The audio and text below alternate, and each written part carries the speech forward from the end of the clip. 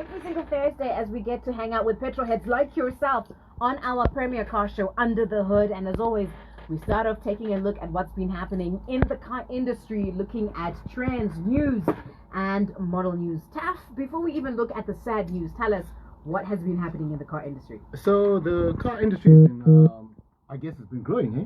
The technology is taking center stage, and I think Tanaka will appreciate that there's been quite a bit of technology in the space of hybrid electric vehicles, and of course any vehicles that are leaning towards that kind of propulsion system. But before we talk about the powertrain, we also have to talk about the inside. I think sometime back we talked about vehicles becoming more connected, that the inside of the car is where the new battle is. Now that battle has now gone towards driver systems. So there is a big rise in ADAS. Now, to anybody who doesn't know what that abbreviation is Advanced Driver Assistance Systems. So back in the days we had things like ABS is an ADAS system, or a driver assistance system, in that it helps you to keep directional control on hard braking. So these are now considered older technologies. In fact, they are very standard in vehicles now. Now we're getting into the space where the vehicle has some type of autonomy to actually help you avoid obstacles, to decide in certain scenarios where it thinks that maybe your reaction time is not good enough. So that's autonomous braking, autonomous steering, where it thinks that the driver hasn't seen an obstacle and it actually intervenes to actually make you avoid an obstacle maybe you haven't seen. So there's been a big rise in these systems. And they're not just going towards your vehicle, they're also affecting other vehicles around you, because there is a system called vehicle to everything communication, where my car is talking to your car and they talk together to avoid an accident or a situation where danger is involved. So these systems are now becoming more prevalent in more high-end vehicles, but they're going to filter down to your cheaper vehicles, which makes this technology very interesting and a very good talking point about where the industry is going. We're also hearing by 2025 now, there's going to be biometric monitoring systems? Yes, so we don't want people to drive drunk. We don't want people to drive tired. We don't want people to be distracted as they drive. So now the car is also watching you. It monitors your eyes, your placement of your eyes, to see if you're distracted, maybe if you're driving on the road. So these intervention systems can take over. Some cars, in fact, right now in some high-end cars, there's actually a very subtle breathalyzer. It can actually detect that your blood alcohol or your breath, through your breath, is maybe above a certain level. The car won't start. Or if you're sleepy as you're driving along, the car will actually veer off and stop. I think VW has got a very nice video on YouTube, if anyone was to go on there, and to see their driver assistance system, where the driver is actually falls asleep on the steering wheel, the car actually veers off the road and stops itself and turns its hazard lights on and starts to vibrate the seats or make a noise to wake up the driver. So these are all passive systems that are now coming in place, where the car is watching you as well, as much as you're watching the road. Now, Tanaka, I don't know how you feel as someone who's passionate about the car culture, seeing how technology is really being integrated in the car experience. It's really becoming an experience. It seems as if safety is high up on the list, but it also seems as if our cars, Tanaka, are becoming more and more and more sophisticated. And I am wondering, in a Zimbabwean context, is this sophistication practical and relevant, Tanaka? Very relevant. I think Zimbabwe really need it, because when it rains, sometimes we can't drive. We act like we're in panic mode. So I think these driver systems will help a lot. And it's like having an iPhone in your car, and the car that talks to you. Like these days, I think Mercedes has introduced the My Mercedes app. When you have an artificial intelligence, you actually tell your car that, look, I want to turn. You don't even need to turn on your signal. If you say turn, Mercedes turn left, Mercedes open your window. Those things you don't need to now touch a lot of things. It's now voice to text or something like that. So I think the distractions are being lowered and the safety features are increasing. So I feel, especially in the public transport sector, I think this driver assist needs to be introduced, mostly in the public transport sector. Yeah. Okay. All right. Got you. So, Taf, what would the rollout plan be for this technology in our cars? Are we going to see this filtering from the very basic model, or is it, again, as always, for now, a luxury to have such technology in your car? So first of all, we'll see these in the more expensive vehicles. This technology is quite expensive to implement, tests, and up until it gets to a critical point. Remember, the seatbelt was only available in higher end vehicles. Now it's available in every car. So over time, you'll find that this will trickle down. Another good example is electric windows. Very common for us now. In fact, it's actually surprising to see a car without power windows, but you never thought about the past. You know, this was a luxury. Or one that has 2 electric windows in the front and then 2 windows at the back. What is that? It's a cost-saving thing, but that's a story for another day. But this technology will be in higher-end vehicles to start off with. It will be sold off as a convenience feature, and one that will be maybe one has to pay quite a lot for. But once this technology develops, it's tested, refined, made better, more people start adopting it, economies of scale, you'll start to filter down towards your cheaper vehicles or your more common vehicles. And that's when we all win as consumers or people who drive on the roads. So eventually, I would say that the product's life cycle for such technology used to be around about 12 years. From start in expensive cars to when we see it in cheaper cars. I'll say in about 6 years we'll probably see this becoming more commonplace now. It's been hard. Now, one thing we know about technology, Tanaka, is that it can malfunction. It can, there's software, malsoftware, like when the software in itself starts glitching.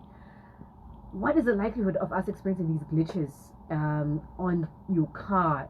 Tanaka, you go first. So, for example, if it misreads that you're drunk, for example, or if it misses something that it should be able to pick up in terms of your autonomous driving and things like that, what happens? In cases of Tesla, when they started introducing the full self-driving system, the glitches have been there, but what they've come up with a way to block those glitches is over the air update, whereby your car is now connected to the internet, so it can actually report that there's a glitch that's going to happen, or there's a virus that has affected your car. Look, we are using a computer mainframe into a car, so these things are bound to happen. So sometimes the car can automatically go into manual mode, so you can control it.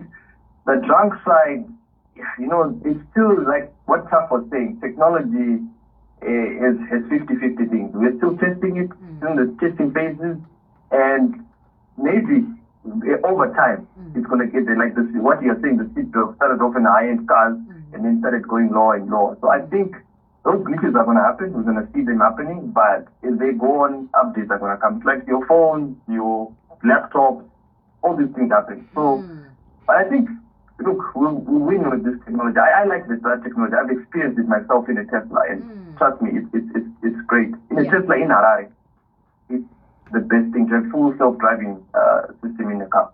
We're talking this morning about the future of technology in cars. We're talking about the V2X, also known as vehicle to everything or to anything, where your car has technology that's pretty much structured to interact with you and everything else in your car, where you can actually give voice commands in the operation of your car. We're also talking about safety features that are coming in terms of technology, from advanced driver assist systems, ADAS, ADAS, or ADAS, or whatever you want to call it. We're also talking about automatic emergency braking. When you are in an emergency situation, perhaps you're having a stroke or you pass out at the driver's seat, lane keep assist, adaptive cruise control are some of the new technology that's coming in with cars.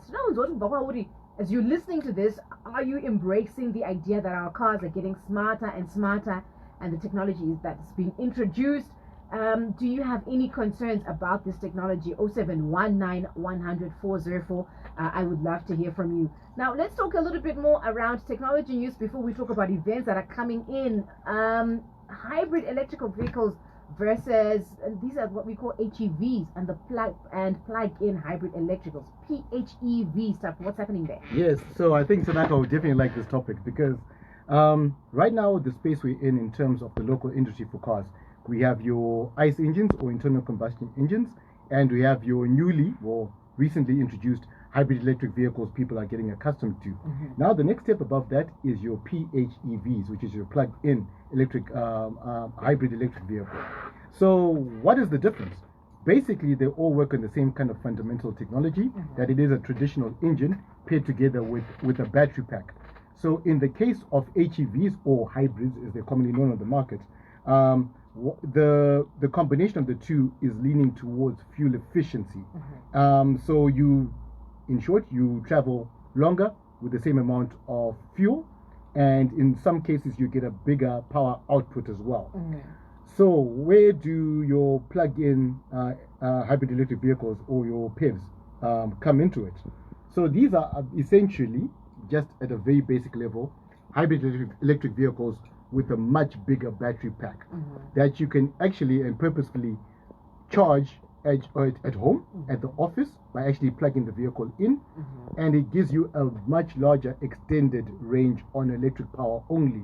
So why have this at all? Isn't this what HEVs do? No. So think of it this way, Fulake. You drove from home to come to work. Chances are you might do an errand or two before you go home. Now imagine you have a PHEV that has electric motor, a traditional motor, and your battery pack. But everything you've done in terms of moving around has just been done purely on electricity, and you haven't used a drop of fuel. That's where they come in. So essentially, for short trips, your plug-in hybrid electric vehicle will use, or you can choose to use, purely electric energy only. And then when you, say, go to the highway, then your engine will kick in, your traditional engine, which means that you get you don't have to rely on fossil fuel, which is your petrol or diesel, and you can rely purely on electric vehicles. So it's essentially two cars in one: an electric vehicle for short trips, and then the option to have your engine and battery working together for longer trips for extended range.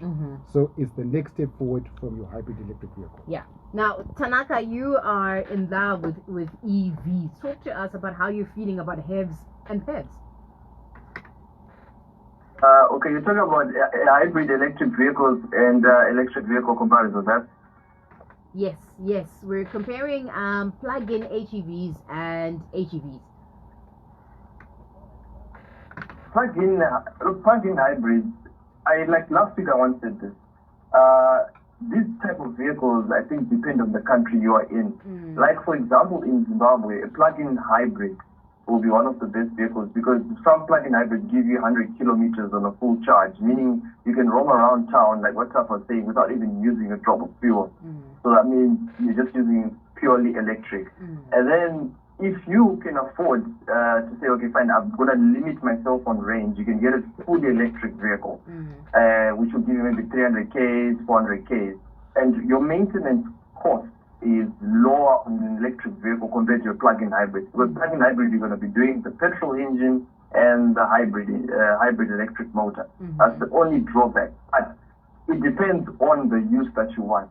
I personally prefer electric because I barely go on long distance. If I want to go long distance, I can just hire a car because I'm saving money anyway. In a year, from my experience when I was owning my own car, I was spending $220 on electricity in a year.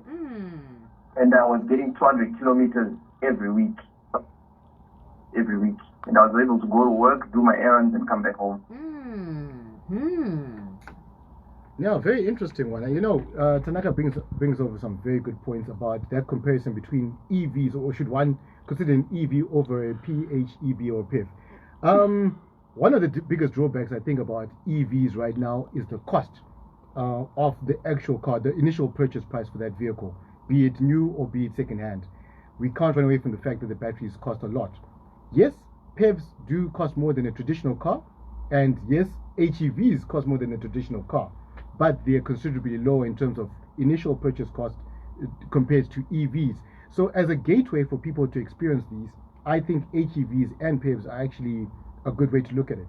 So if somebody wants to test the waters and really save money on their transport costs, PHEVs are actually a good idea here in Zimbabwe. But if one says, listen, I want to save fuel costs, but I can't afford maybe to go that step up to a PHEV or to a full electric car, HEV is actually, or hybrid, traditional hybrid is a way to go. So cost, very good big factor in determining which is best for what you want to do. All right, 0719-100-404. We're also interested to know what your thoughts and your feelings are around what we're talking about this morning, looking into technology that's getting better and better and better in terms of fuel efficiencies. We're talking just now about the coming in of plug-in hybrid vehicles in Zimbabwe, and both Taf and Tanaka seem to be agreeing that it is indeed the way to go. I'm still a bit skeptical of this, but we want to hear your thoughts around that. Yeah, so I mean, just to help the skepticism, just so you know, there are actually PHEVs coming into well, there's some on the roads right now, and there's more on the way now. So it's going to become a bit more common, eh? Hi, Tanaka, you're going to be giving us a rundown of what's happening in terms of drag races in a minute, but just remind us what our highway code question is and also start to give us clues around our car icon of the week. No problem at all. So the highway code question goes like this.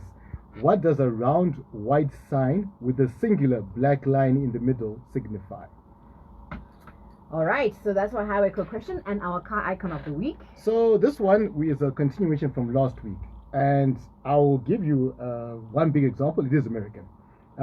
It debuted at the New York World Fair, and it offered 3 body styles: a coupe, a convertible, and a fastback.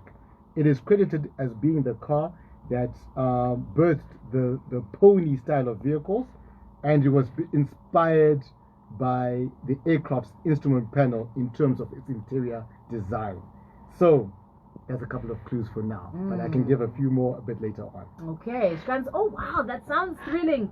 How cars are now behaving with the use of AI. I was just thinking, you know, we like to play this theme, Michael Knight's theme, and that was in a sense AI at that time without even knowing that was AI. And ADAS, because kids could drive itself. Right. So, and avoid obstacles when Michael was impaired. Yes. So there you go. Oh, wow. It was ahead of its time. Way ahead of its time. And I'm just wondering, Tanaka, does this mean our cars will be behaving like Michael Knight's car? What? It talks to you. It says hi, how are you? Yeah, but I mean, will it actually have like human interaction? Like if you're having a bad day, for example, or you're running late for your meeting and you're sobbing in the car, for example, or you've had you're emotionally unstable, will your car be able to say, okay, you seem like you're emotionally unstable, how about I take over the wheel and you just relax and take a nap, for example? Do you think this is where we're going? 100%. I know a certain car that's doing that. What? I want people to research about it. It's actually happening now. It's from China, and it actually talks to you. When you get in the car, it asks how was your day. It's like your AI chat, like the ChatGPT or those guys. Right. It's happening now in China. Yeah. I can't wait for one that will be speaking in Shona, but you know that's all coming up. Let's talk about what's happening this week. Starting off with kart racing that began on March 9. Tanaka, tell us about events that are coming up. All right. Look, the motoring scene in Zimbabwe is becoming very eventful. I think our culture is growing. The competition is increasing. We see exotic cars coming in. So we've got kart racing season that started last weekend. You guys need to attend that. It's happening. Formula One started as well. We all love Formula One. I don't know when we all started loving Formula One, but we all now love Formula One. And also we're expecting a drag and air show festival coming soon this summer. It's in the pipeline right now. That's going to happen at an airport. I cannot disclose anything at the moment. That's what the guys told me, but it's happening. It's going to be one of the biggest shows in Zimbabwe, probably Southern Africa. That's what's happening this, and also we've got the solar energy and electrified vehicles where you can go and test drive what we're talking about, PHEVs and HEVs and EVs. You'll get your chance to actually go and have a look at this technology for the first time in Zim. And when is this coming? June. Wow. And we're going to keep you updated around this subject as this festival is coming up. As somebody who's working in the motoring industry, are you guys excited about events like this one? Oh, ask Tanaka, he knows. The answer is yes. Yes. 100%. Listen, you always need a platform to launch technology that you're introducing. And this provides a very good platform, and you can showcase. So anytime we get a chance to explain to people, to get people to experience what this technology is about, to actually do demo drives or very in-depth presentations, it helps people to understand and helps people to overcome the fears they have about a certain technology, and it helps one thing, for them to adopt it. So this is all good things. Yeah, all right. Let's talk about some sad news. We were interested to learn more a little bit around kart drag racing. I hope next week, Tanaka, we certainly will be able to do this. If you have any questions that you'd like answered, 0719 10404. We're still trying to figure out from you if you can guess the highway code question. Let's talk a little bit more around sad news that's been happening in our country, but news more or less. Take a listen to this report that came in on the 18th of March. Varikaenda kusaizi zikadasera pasi ndoparasumuka mudenga ndoparazvinomira akaita sezvakaita asi ndichandaona vanhu vatanga kurasira vanhu kusaiti kuleft side ava vazotobuda nhazvinatoona asi vandaona vabuda about 6-7 vaurashirwa musaiti patsemuka koko including driver ndo wandatanga kuona chibuda asi akakura makumbo. We are approaching the target but isusu maita atakabata 8 because chituti atakoproject target but yanga want something the speed yaka is too much. Isusu rubatsiro watanga kusvika ndatanga kubatsira vanhu vapenyu sevanhu vepala ndatanga kutesta vamwe zvifuva ndichiona kuti uyu akashaika ndo naisiya vanga vachichema ndokubata mhanyira mubhazi first already ndatokuvara makumbo kudai ndatanga kunobvisa vanhu bhazi nevana nemukadzi anga azotakura nevamwe vataendesa kusvika mapurisa ati azotanga asvikawo ndo atatanga kubetsera nevamwe vanhu asi chandodawo kuchikurudziro chevanhu vezimbabwe chandaona chiri wrong tatanga kubvisa vanhu vanga vari bhizi nemafoni truck driver achema apa vanhu vachichema apa vanhu vanga vari bhizi nemafoni vachitorekodha zvavo hapana kutoti uyai vanhu vaitoramba vakakutsarira vanhu kutoti uyai vanhu vanga ramba vakatsarira zviri nani kuti mawhatsapp kamda kuzitredhesa motredhesa mambobatsira vanhu vamwe vazhinji havo ndo vazonyarara pano vamwe vanyarara muchipatara asi zvakaoma ndinongoti kumadrivers ngatisave rude including nini am one of the drivers tisava rodi murodhi kana mwakaflasha beta udzuri uye tisamhanya zvinhu zvinotoavoida upenyu hwevanhu vazhinji vaparara muno nezvinhu zvakadai. Tinenge tichifamba nemota igradwalk tichibva kunosiya muchakapu then taava about a kilometer from here then ndopaita mwana anga tinaye mota kamwana kadikidiki I think kane 3 years ndokati driver pachauka paunotanga kutodhumwa nebhazi driver wangu ndengambija ndoparapfuura sati atomboenda kuresterek ndopatandovachifananzwa noise parova bhazi parova negonyeti gonyeti changechadzwa pachogeti because ndichitarisa chogeti rapa about 400 meters from here then tadaro ndopata mhanya tikakwanisa kubudisa vanhu takwanisa kubudisa vangu vakakwara mubhazi then ambulance asoroayo. Yeah.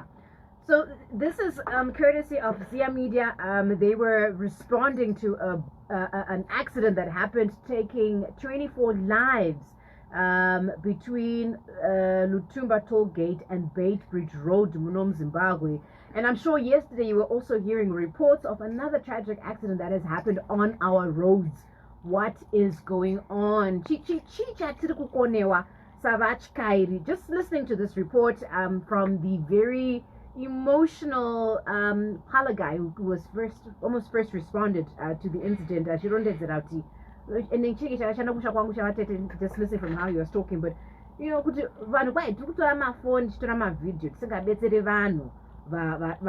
Tanaka, you go first. You get to comment first as you're listening in. What has gone wrong with us as a people? To be honest with you, we're now concentrating on relevance on social media than actually helping people. I'm one person who's talked about this a lot of times. It's like when you're giving someone, why do you have to record that you're giving someone? If you're helping someone, why do you have to record it? This is an accident. You are the first respondent. Go and help people. Your phone is not really going to help anyone. Your camera is not going to help anyone. When the police announced that people are going to get arrested for it, I was behind it. And I'm still behind it, whether people like it or not, because it's not right to post someone who's just been involved in an accident and who's injured. So I feel it's not right. Yeah, 100% as well. I think when people are in need is the time when you need to help as well. So it's no time for such things. But coming back to the root cause of it, I think the driving culture needs to be really addressed, both in the private and public sectors in terms of transport. Speeding is something that should be shunned on. Human error is something that can happen, but it's also expounded by the fact that if one is doing something wrong already, if an error was to occur, the effect is much greater. We must look at our vehicle conditions. You know, when we are on the roads, we must stem that our vehicle is fit for being there. The road conditions is something we can also consider. You know, we talked about an accident that was approaching a toll gate. One must exercise due care and caution. I'm sure there's warning symbols that can alert you that something is coming to slow down. But yeah, we have to look at ourselves as people first, the culture. But I think you raise a very valid point there. You said the driving culture. The other day, oncoming chopinda pa curb chokwira chichinda. What has happened to our driving culture as a country, as a people? Why have we become so? Is it brave? What is it? Tanaka, you go first. What do you think this is about for us as a people? I think, like what Taf says, the driving culture, we need to also understand. It's like being a pilot. You're carrying 200 passengers. You need to be, and it's something that really is painful, to be honest. Yeah. 07191040. What do you think has happened to us as a people about our driving culture? And you know exactly what we're talking about, right? From just disregard for road regulation. What has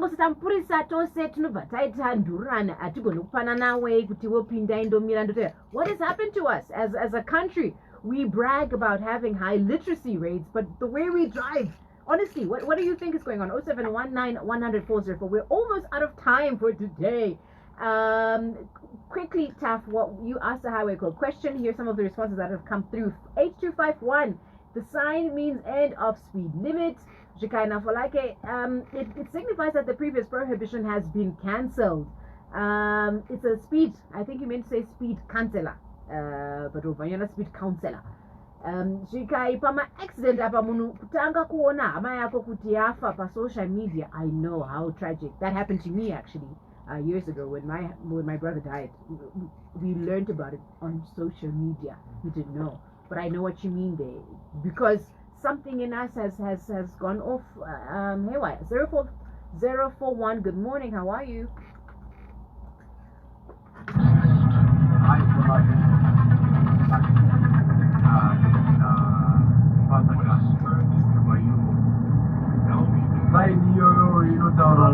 Previously imposed speed limit has been cancelled. Also, that slide. And also that I'm enjoying your music on your own. You receive messages.